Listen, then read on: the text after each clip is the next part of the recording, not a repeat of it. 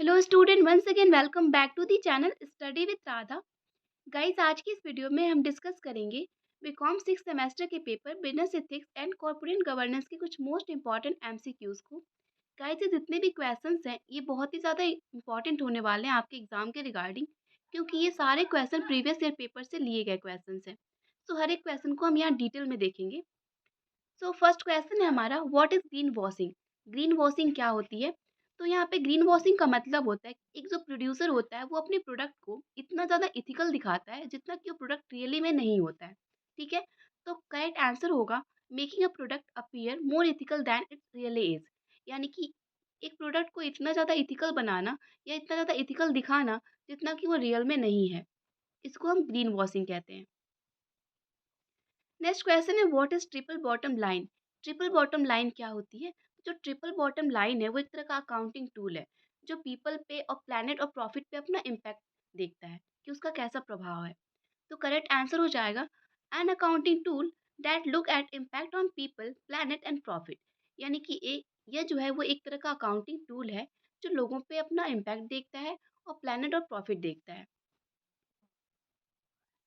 Next question है आपका, why do alternative organisation run differently from conventional share holders led approach. यानी कि एक वैकल्पिक ऑर्गेनाइजेशन जो है वो अलग तरीके से कन्वेंशनल शेयर होल्डर के अप्रोच के अलग क्यों चलता है?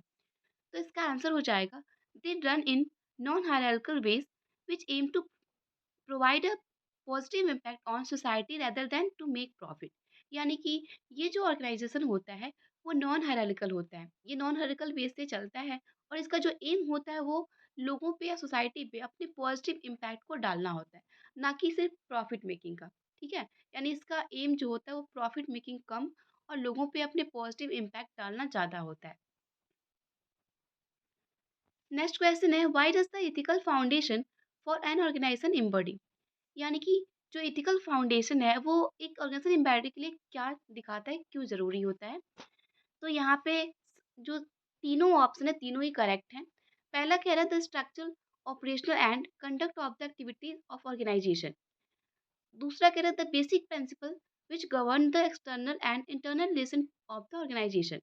तो ये सारे ही ऑप्शन इसके रिगार्डिंग सही हैं, तो आंसर हो जाएगा option number D, all of these. Next question है, which of the following would most effectively act as the primary objective of a business organisation.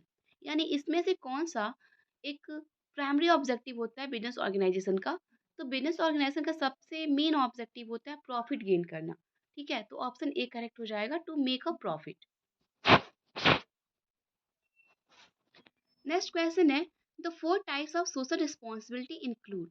यानी कि जो सोशल रिस्पॉन्सिबिलिटी होती है कॉर्पोरेट की उसमें ये फोर टाइप कौन से इंक्लूड हैं?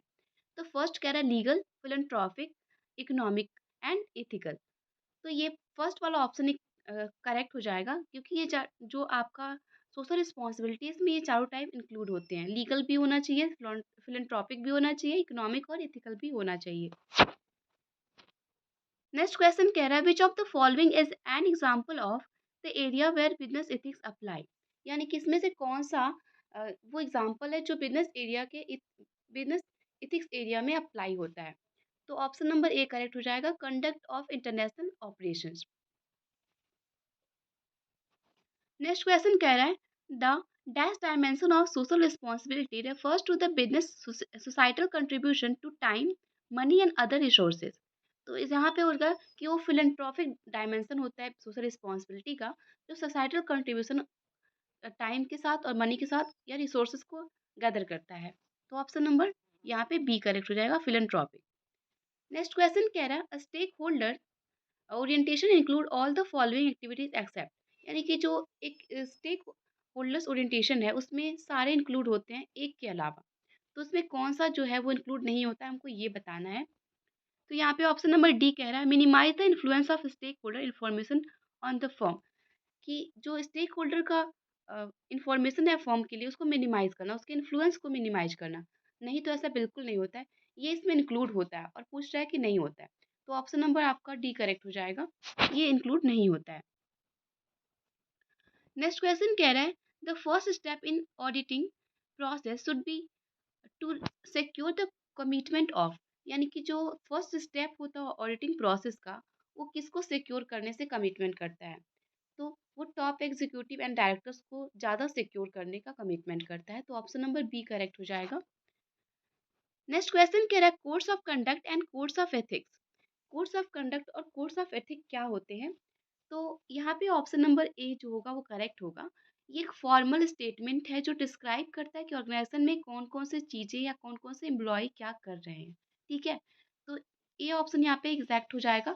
Are formal statement that describe what an organisation expects of its employee. यानी कि एक फॉर्मल स्टेटमेंट है जिसमें ये बताया जाता है कि एक ऑर्गेनाइजेशन जो है वो अपने एम्प्लॉयी से क्या अपेक्षाएँ रखता है या क्या आशा करता है। नेक्स्ट क्वेश्चन कह रहा है an organisation obligation to act to protect the improve society welfare as well as its own interest in refers to as.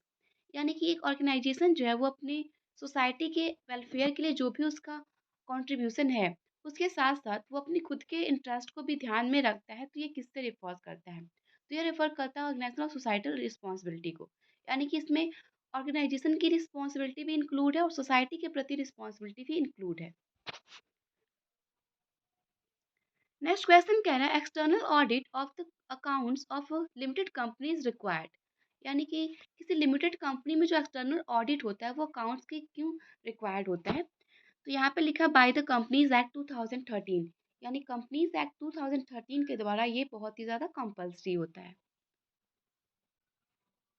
Next question कह रहा है which of these activities are not listed in schedule 7 of companies act 2013। यानी कि companies act 2013 के schedule 7 में कौन सी activities include या listed नहीं है? तो प्रोडक्शन ऑफ रिसोर्सेज, यानी रिसोर्सेज को प्रोडक्शन करना, ये इंक्लूड नहीं है शेड्यूल 7 में। नेक्स्ट क्वेश्चन कह रहा है एनजीओ स्टैंड फॉर। एनजीओ से आप क्या समझते हैं? एनजीओ का फुल फॉर्म होता है नॉन गवर्नमेंटल ऑर्गेनाइजेशन, ठीक है? ये एक तरह का गैर सरकारी ऑर्गेनाइजेशन या संस्था होती है। नेक्स्ट क्वेश्चन कह रहा है which of the following standards are not internationally recognised? CSR, इसमें से कौन सा जो स्टैंडर्ड्स है वो सीएसआर के लिए इंटरनेशनली रिकॉग्नाइज नहीं है? तो यहाँ पे एगमार्क जो है वो इंटरनेशनली रिकॉग्नाइज नहीं है। नेक्स्ट क्वेश्चन कह रहा how many principle for social responsibility are laid in UN global compact? तो ये कुल मिला के 10 आपके प्रिंसिपल हैं जो सोशल रिस्पॉन्सिबिलिटी में है यूएन ग्लोबल कॉम्पैक्ट में। नेक्स्ट क्वेश्चन कह रहा है which awards is the initiative of NGO box? तो ये सीएसआर इम्पैक्ट जो होता है वो अवार्ड होता है। नेक्स्ट क्वेश्चन कह रहा है which of the following method are used in creative accounting? Creative accounting में कौन सा जो मेथड होता है वो यूज होता है? तो ऑप्शन नंबर ए करेक्ट हो जाएगा यहाँ पे off balance sheet financing. Next and last question है आज का the short term focus on company finance is sometime known as. यानी कि शॉर्ट टर्म फोकस वाली कंपनी जो होती है जो फाइनेंस करती है उसका वो किस पे फोकस करती है? तो मैपिंग मैनेजमेंट पे ज़्यादा फोकस करती है, ठीक है?